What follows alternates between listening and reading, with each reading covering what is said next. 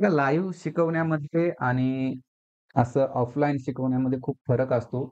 तुम्हाला इथं भरपूर चान्स असतो स्किप करण्यासाठी, पण एखाद्या वर्गामध्ये आपण पेड बॅच घेऊन किंवा मग ट्युशन वगैरेला जातो, त्यावेळेस काय होतं, की शिक्षक कसंही शिकवत असेल किंवा आपल्याला समजत असेल अथवा न समजत असेल, तरीही आपल्याला काय करावं लागतं तिथं बळजबरी का होईना त्या हॉलमध्ये, त्या वर्गामध्ये बसावं लागतं तेवढा वेळ आणि नंतरच आपल्याला सुट्टी मिळत असते. परंतु इथं तसं काही नाहीये. पण तुम्ही थोडंसं पेशन्स जर बाळगले, थोड्या संयमानं जर घेतलं, तर माझ्या या लेक्चरचा तुम्हाला निश्चितच फायदा होईल. आणि असं सुद्धा होऊ शकते, की तुम्हाला क्लास वगैरे मॅथचे लावण्याची सुद्धा गरज पडणार नाही या वर्गाचे. तुम्हाला माझ्या लेक्चरच्या माध्यमातून सर्व काही शिकायला मिळेल. ठीक आहे. जे 6वी च्या गणितामध्ये आहे ते. तर म्हणून म्हणतोय, की मी जर तुम्हाला काही डाउट असेल, तर तुम्ही कमेंट तशी करा आणि व्हिडिओ जो काही व्हिडिओ बनवत आहे, लेक्चर तुमच्यासाठी तयार करत आहे, तर पूर्ण पहा. स्किप करू नका किंवा मग थोडंसं समोरचं बरं वाटलं किंवा वाईट वाटलं म्हणून त्याला चला याच्यामध्ये काही अर्थ नाही, असा विचार करू नका. असं माझं वैयक्तिक मत आहे. शेवटी तुम्हाला जे करायचं आहे ते तुम्ही करा. मित्रांनो, आज आपण चॅप्टर 4 ऑपरेशन्स ऑन फ्रॅक्शन्स म्हणजेच अपूर्णांकावरील क्रिया हा जो पाठ आहे तो अभ्यासत आहोत. या पाठातील सराव संच 9 ठीक आहे. प्रॅक्टिस सेट 9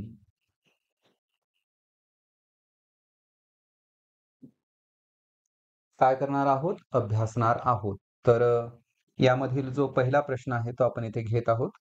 काय म्हणतो प्रश्न बघा, की कन्व्हर्ट इंटू इम्प्रॉपर फ्रॅक्शन्स. काय म्हणतो?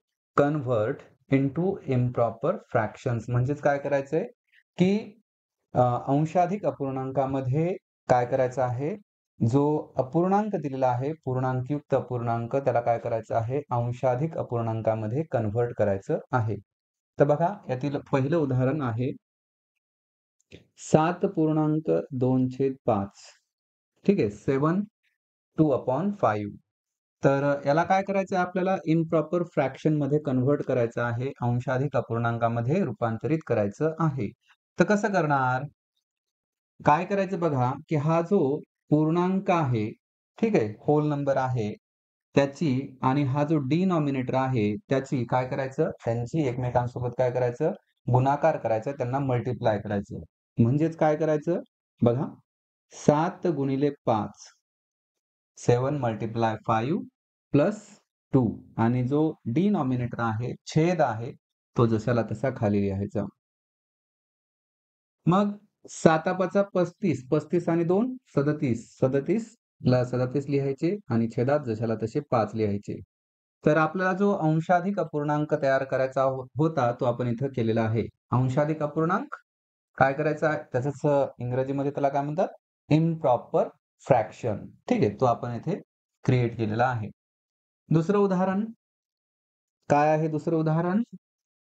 की 5.1/6 5 1/6 आता काय करायचं आहे तुम्हाला कळालेलं आहे. काय करणार सुरुवातीला? 5 गुणिले 6 अधिक 1 छेदामध्ये 6 जशाला तसे. मग आता काय करणार? सुरुवातीला आपल्याला कोणती क्रिया करायची आहे? गुणाकाराची क्रिया करायची आहे. म्हणून 5 गुणिले 6 म्हणजे 5 सख 30 अधिक 1 31/6. तिसरं उदाहरण काय आहे? 4.3/4 4.3/4 4 3/4 काय होणार आहे यामध्ये? 4 into 4 plus 3 divide 4 बरोबर? 4 चूक 16 आणि 3 19 छेद 4. चौथं उदाहरण काय आहे? 2.5/9 2.5/9 तर काय करायचं आपल्याला? पूर्णांक आणि जो छेद आहे त्यांचा गुणाकार करून त्याच्या प्लसमध्ये काय करायचे तर 5 ठेवायचे आहेत. 2 गुणिले 9 अधिक 5 छेद 9 भागिले 9 म्हणलं तरी चालतं बरं. तर 92 18 आणि 18 आणि 5 23 छेद 9. तर अशा पद्धतीने आपण 4 आतापर्यंत काय केलेले आहेत, अंशाधिक अपूर्णांक तयार केलेले आहेत, इम्प्रॉपर फ्रॅक्शन्स क्रिएट केलेले आहेत. तर आता जो शेवटचा आहे तो काय आहे, की 1.5/7. ठीक आहे, 5वा 1.5/7 15/7. तर काय होणार आहे यामध्ये 1 गुणिले 7 अधिक 5 छेद 7 बरोबर किती? 7 1 7 7 आणि 5 12 12/7. तर पहा की इथे एक महत्त्वाची गोष्ट अशी आहे, की हा जो पूर्णांकयुक्त अपूर्णांक आहे, ज्याला आपण मिक्स्ड नंबर्स असं म्हणतो, त्याला जेव्हा आपण अंशाधिक अपूर्णांकामध्ये म्हणजेच इम्प्रॉपर फ्रॅक्शनमध्ये कन्व्हर्ट करतो, त्यावेळेस एक गोष्ट ध्यानात ठेवायची, की ज्यावेळेस याला आपण मिक्स्ड नंबर्समध्ये म्हणजे पूर्णांकयुक्त अपूर्णांकामध्ये ज्यावेळेस कन्व्हर्ट करत असतो, त्यावेळेस हे जे 37/5 आहेत, ते वापस 7.25 मध्ये कन्व्हर्ट झाले पाहिजेत. जर तसं होत नसेल, तर आपण केलेली जी क्रिया आहे, ती कंप्लीटली चुकलेली आहे, असं आपण समजून घ्यायचं. ठीक आहे. बघा 37/5 जे आहेत 37/5 त्याला आपण काय करतो शॉर्ट करतो म्हणजेच काय करतो आपण 5 ने 37 ला डिव्हाईड करतो, भाग देतो. त्यावेळेस काय झालं पाहिजे, की आपल्याला हा अंशाधिक अपूर्णांक वापस मिळाला पाहिजे. बघा 5 7 35 उरले किती 2. मग हे जे 7 आहेत ते काय आहे पूर्णांक आहे, होल नंबर आहे म्हणून तो पुढे लिहायचा आणि इथं काय उरलेलं आहे बाकी 2 उरलेली आहे बघा. तर ती बाकी काय करायची अंशात लिहायची आणि छेदातले 5 जशाला तसे वापस लिहायचे. मग हे काय झालं, की वापस त्याचं रूपांतरण मूळ रूपामध्ये झालं. 7/2/5 आपल्याला वापस मिळालं. ठीक आहे. तर अशा प्रकारे या गोष्टीचा विचार करूनच यांची काय करायची आहे, उकल करायची आहे, कन्व्हर्शन करायचं आहे. पुढचा प्रश्न बघा, काय म्हणतो, की पूर्णांकयुक्त अपूर्णांकात रूपांतरण करा. Convert into mixed numbers. काय करायचं आपल्याला? अंशाधिक अपूर्णांक दिलेला आहे. ठीक आहे. इम्प्रॉपर फ्रॅक्शन्स जी दिलेली आहेत, त्यांना काय करायचं आता आपल्याला मिक्स्ड नंबर्स मध्ये कन्व्हर्ट करायचं आहे. पूर्णांकयुक्त अपूर्णांकामध्ये काय करायचं आहे, त्याला रूपांतरित करायचं आहे. चला तर करूया. बघा पहिलं उदाहरण काय आहे? ठीक आहे. मी अगोदर काय केलेलं आहे, की 1 2 3 4 5 असं नंबर्स दिलेले आहेत उदाहरणाला. इथं काय केलेलं आहे रोमन न्यूमेरल्स चिन्हांचा वापर केलेला आहे. तर आपण तेच करूया. तर पहिलं उदाहरण काय आहे? 30/7 30/7. तर मी आत्ताच सांगितलं तुम्हाला कसं करायचं ते. तरी पण आपण काय करूया, की जे रेग्युलर आपण जे पहिलीपासून जे भागाकाराची क्रिया करत आलो आहोत, त्या पद्धतीमध्ये याला अगोदर सोडून घेऊया. म्हणजे की नेमकं करायचं काय आहे ते तुम्हाला लगेच कळेल. बघा, की 7 ने काय करायचं आहे 30 ला भाग द्यायचा आहे. मग 7 चोक किती 28 उरले किती 2 बरोबर आहे का? 30 मधून 28 गेले 2 उरले. मग आता हा जो 4 आहे तो काय आहे होल नंबर आहे. पूर्ण संख्या आहे. ठीक आहे. आणि हे जे 7 काय आहेत डिनॉमिनेटर आहेत. ठीक आहे. डिनॉमिनेटर आणि हा जो 2 आहे जो बाकी रिमाइंडर तो काय आहे नॉमिनेटर आहे. काय आहे? नॉमिनेटर आहे. तर मग आता हे समजल्यानंतर काय करायचं आहे फक्त त्याची पुढे मांडणी करायची आहे. म्हणजे कशी करणार आपण मांडणी? तर हे जे 4 आहेत होल नंबर पूर्णांक तो पुढे लिहायचा. त्याच्यानंतर 2 हे काय आहे नॉमिनेटर आहे जी रिमाइंडर आहे जे बाकी ते वर लिहायचे आणि छेदातले 7 जशाला तसे. तर अशा प्रकारे आपण काय केलेलं आहे पूर्णांकयुक्त अपूर्णांकामध्ये या अंशाधिक अपूर्णांकाचं रूपांतरण केलेलं आहे, कन्व्हर्शन केलेलं आहे. आणि जर आपण ह्याला पुन्हा काय केलं मिक्स केलं म्हणजे काय केलं आपल्याला इम्प्रॉपर नंबरमध्ये आपण ज्यावेळेस त्याला कन्व्हर्ट करू त्यावेळेस काय होईल की 7 चोक 28 28 आणि 2 30 छेद 7 आपल्याला जशाला तसं वापस मिळतं. ठीक आहे. आपण अगोदर काय शिकलो होतो, की जो पूर्णांक आहे त्याचा गुणाकार कोणत्या अंकासोबत करायचा किंवा संख्येसोबत करायचा, की डिनॉमिनेटर म्हणजेच छेदासोबत करायचा आणि त्यांच्या गुणाकाराला गुणाकारामध्ये अंश मिसळून टाकायचा म्हणजे त्याला प्लस करायचं. तर अशा प्रकारे आपल्याला आपला जो अंशाधिक अपूर्णांक आहे तो वापस मिळतो. म्हणजे आपण जे केलेलं आहे ते सगळं कसं आहे, बरोबर आहे. तर फक्त हे समजून घेण्यासाठी मी तुम्हाला सांगितलेलं आहे, पण प्रत्येक वेळेस असं करण्याची गरज नाही. डायरेक्टली आपल्याला तिथं काय करता येतं, डिव्हाईड करता येतं. बघा कसं करता येतं, की 7 चोक 28 म्हणून 4 पूर्णांक आहे, होल नंबर आहे तो पुढे ठेवायचा. बाकी वर किती उरलेली आहे 2, वर 2 लिहून टाकायचे आणि जशाला तसा जो 7 आहे छेद तो लिहून टाकायचा. तर अशा पद्धतीने आपल्याला काय मिक्स्ड नंबर्स मिळालेले आहेत. त्याच्यानंतर जो दुसरं उदाहरण आहे, काय आहे उदाहरण? 7/4. 7/4 बघा 4 1 4. खालच्या संख्येने वरच्या संख्येला भाग द्यायचा असतो आणि त्याच्या जवळची संख्या आपल्याला काय करायची आहे, भागाकारामध्ये घ्यायची आहे. भागाकार म्हणजे काय?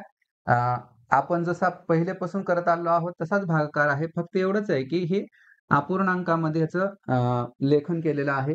तर खालच्या संख्येने वरच्या संख्येला काय करायचा असतो, भाग द्यायचा असतो किंवा असं जरी म्हटलं तर चालतं, की वरच्या आणि खालच्या संख्येला एका समान संख्येनं भाग द्यायचा अशी ही पद्धत असते. पण तेवढा विचार न करता काय करायचं, की खालच्या संख्येनं वरच्या संख्येला भाग द्यायचा. आता समजा, की इथं वर 28 आहेत आणि खाली 14 आहेत.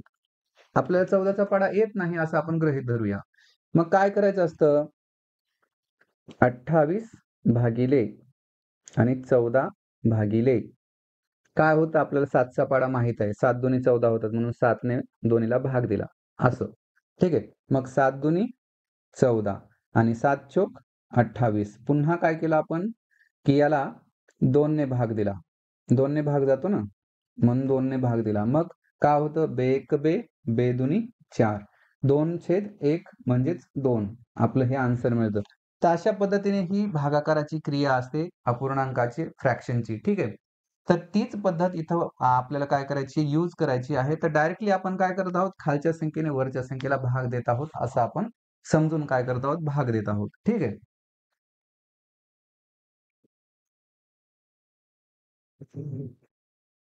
तर मग 4 1 4. 4 1 म्हणल्यामुळं काय होतो, हा जो 1 आहे, 1 आहे, तो काय होल नंबर आहे, पूर्णांक आहे.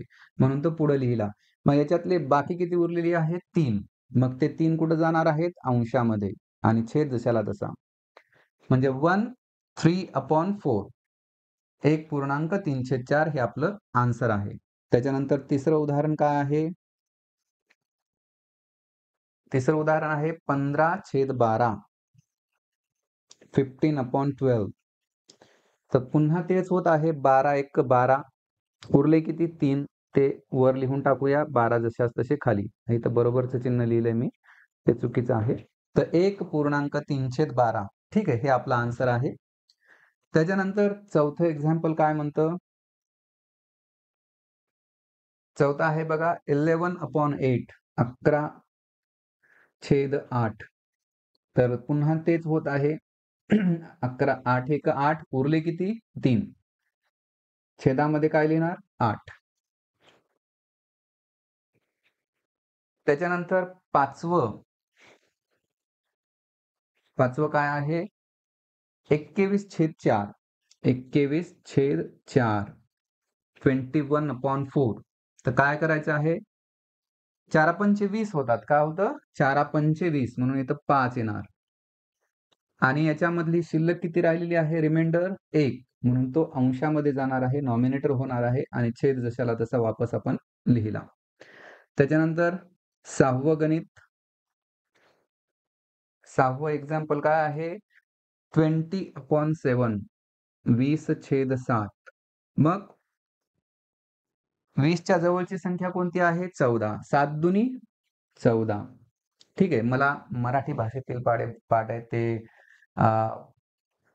2 1 जा 2, 2 जा 4 हे जे आहे ते मला येत नाही म्हणून मी सरळ-सरळ काय करत आहे, की मी जसं शिकलेलं आहे पाढे म्हणायला तेच पद्धत मी इथे यूज करत आहे.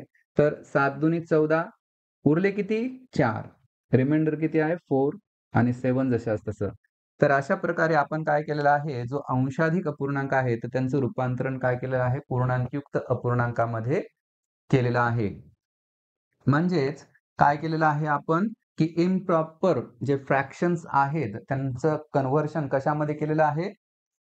मिक्स्ड नंबर्समध्ये केलेलं आहे. ठीक आहे.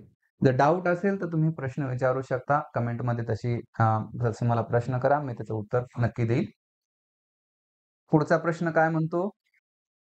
Right the following examples using fractions म्हणजे काय करायचं आहे, की जी गणितं दिलेली आहेत आपल्याला एक्झाम्पल्स त्यांचं काय करायचं आहे आपल्याला, की फ्रॅक्शनमध्ये अपूर्णांकामध्ये काय करायचं आहे त्यांना रूपांतरित करायचं आहे आणि त्यांची मांडणी कशी करायची आहे एकदम परफेक्ट बरोबर अशी करायची आहे. जर चुकली तर काय होतं, की गणिताचं जे आन्सर आपल्याला मिळायला पाहिजे ते मिळणार नाही. म्हणून त्याची मांडणी जे फ्रॅक्शन आहे किंवा अपूर्णांक आहे, तो आपल्याला बरोबर पद्धतीनं लिहून दाखवायचा आहे. बघा गणित काय म्हणतं, की if 9 kg rice is shared amongst 5 people, how many kilograms of rice does each person get? ठीक आहे. तर काय म्हणत आहे, की 9 किलो तांदूळ आहेत आणि ते 5 व्यक्तींमध्ये काय केलेले आहेत, डिव्हाईड केलेले आहेत, वाटलेले आहेत. तर मग एका व्यक्तीला किती तांदूळ मिळाले हे काढायचं आहे. तर ते काढण्यासाठी त्या फ्रॅक्शनची मांडणी आपण कशी करायला पाहिजे ते विचारलेलं आहे. बघा 9 केजी 9 केजी काय आहे? राईस आहे, म्हणजेच तांदूळ आहेत आणि ते डिस्ट्रिब्यूट केलेले आहेत, म्हणजेच शेअर केलेले आहेत, वाटलेले आहेत 5 लोकांमध्ये. किती? 5 पीपल. म्हणजेच व्यक्ती. तर मग पर्सन ठीक आहे. पर्सन म्हणजे एक व्यक्ती बरोबर किती तांदूळ किंवा किती राईस असं आपण इथे म्हणूया. तर मग आपल्याला ते काढायचं आहे, तर कसं काढणार? मग ते काढण्यासाठी नेमकं फ्रॅक्शन कसा लिहायचा? तर बघा काय करावं लागेल, एका व्यक्तीला किती तांदूळ मिळाले हे काढण्यासाठी काय करावं लागेल? 5 ने 9 ला भाग द्यावा लागेल. काय करावं लागेल? 5 ने 9 ला भाग द्यावा लागेल. म्हणून काय करायचं आहे, की अंशामध्ये 9 आणि छेदामध्ये 5 लिहिले तर आपल्याला तसं करता येतं. ठीक आहे. म्हणजे काय होईल, की 5 ने 9 ला भाग दिला तर काय होईल, की 5 एक 5 उरले 4 आणि आता बघा हा जो अपूर्णांक आहे फक्त मांडणी करायची होती, हे पुढचं आहे. तरी पण मी तुम्हाला सांगतो, समजेल नाही समजेल. तर ज्यावेळेस इथं 4 उरले, 4ला 5 ने भाग जात नाही. म्हणून काय करायचं, की पॉइंट द्यायचा आणि इथे एक 0 वाढवायचा आणि 5 8 40. तर रिमाइंडर 0 मिळाला म्हणजे आपलं आन्सर मिळालं. तर त्या व्यक्तीला 1 किलो 800 ग्राम काय 1 केजी अँड 800 ग्रॅम काय मिळालेलं आहे? तांदूळ मिळालेला आहे. आपल्याला असं आन्सर काढता येतं. तर मग अशा पद्धतीने आपण जर बरोबर मांडणी केलेली असेल, तर आपला आन्सर आलेला आहे. तर पहिल्या प्रश्नाचं जे फ्रॅक्शन आहे ते काय आहे? 9/5 म्हणजेच 9/5. मग आता दुसरं गणित काय म्हणतं, की to make 5 shirts of the same size 11 meters of cloth is needed. How much cloth is needed for one shirt? Same question आहे, फक्त माहिती चेंज केलेली आहे. ठीक आहे. तर मग काय म्हणत आहे, की 11 मीटर कापडामध्ये 5 शर्ट तयार करायचे आहेत. तर मग 1 शर्ट बनवण्यासाठी किती मीटर कापड लागेल? आन्सर मिळाला असेल आपल्याला. तर आन्सर काय आहे? 11/5 म्हणजेच 11/5. तर ज्यावेळेस आपण याला डिव्हाईड करू, भाग देऊ, त्यावेळेस काय होईल? एका शर्टची साठी लागणारं कापड आपल्याला मिळून जाईल. तर अशा पद्धतीने प्रॅक्टिस सेट 9 इथे संपतो. जर तुम्हाला अडचण असेल तर मला तशी कमेंट करा.